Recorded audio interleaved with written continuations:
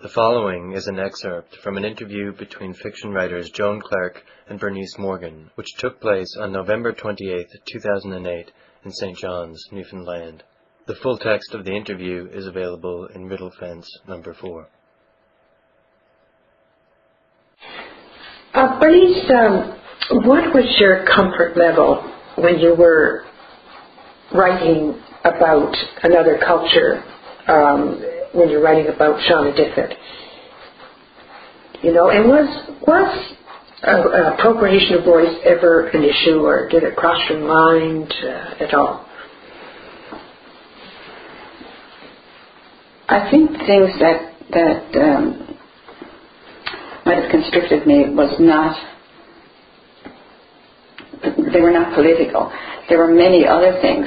I felt that I was writing about a society that I knew very, very little about, and I knew I would have to make huge presumptions, even given the material Ingeborg Marshall had given past to me. We don't know anything about their myths or the day-to-day details of their lives. So I had to make great leaps in imagination, and I read a lot of the myths of North American Aboriginal people, First Nations people, I guess you should say today. But I was really not worried about being politically correct. That didn't impinge on my consciousness, partly because I've never agreed with it. I just can't think that as writers we would be confined to writing about our own time, our own sex, our own people our age. I probably wouldn't be able to write about young people if that was true, or about men.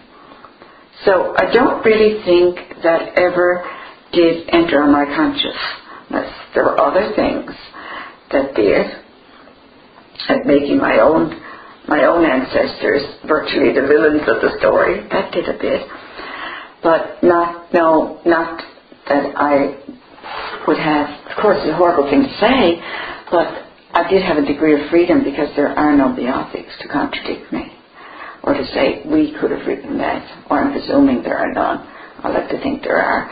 Now, you had a much more direct contact with that mindset when you wrote about Geraldine Gull. Mm-hmm. Did that constrict? Well, Victory of Geraldine Gull was a novel I only would have written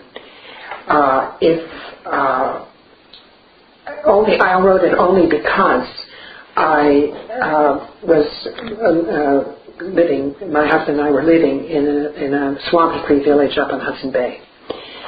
And so we were there, and when I went there as a bride, actually, and I wrote the novel much, much after the fact, many, many, many years, about 25 or more than 25 after the fact.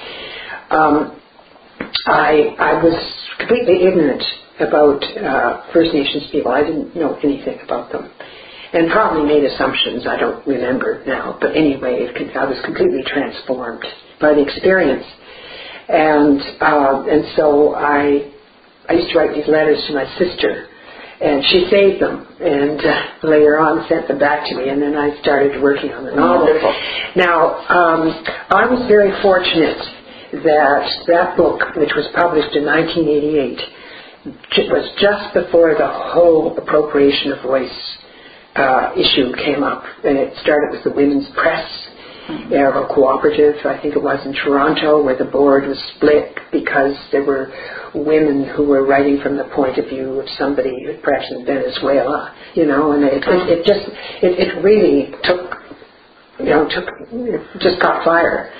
But by that time, Geraldine Gull had been published, and it had been very well reviewed, and the first review by Tony Hall in the Globe and Mail. He was married to an Ojibwe, and he was a specialist in Aboriginal studies, so that meant a great deal to me. That he understood that the novel was about racism. It was about the two cultures, white and non-white, coming together.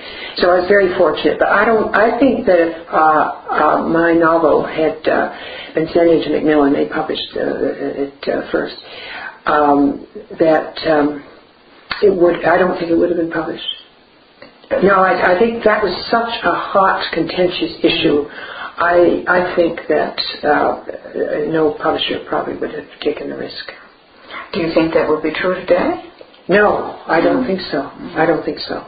I think it's changed. And with the Dream Carvers that came with Eric's daughter, that was, of course, about, I assumed, a culture that I called the Oswego, and I made them completely fictional.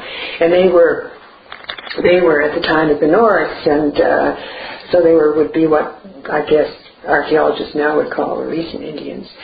And I wrote that in first person as a duet between two people, both of them Aboriginal. But as you pointed out, it's like Eric thought, it was a long way away. It was 1,000 years ago, and so I think it might have bothered some readers. Not it was a children's novel, but a book for young people. I don't think it ever bothered them. I think it would bother the gatekeepers and who would think I had no right to do that. And but that was the child. That book was the child of Eric's daughter. Yeah.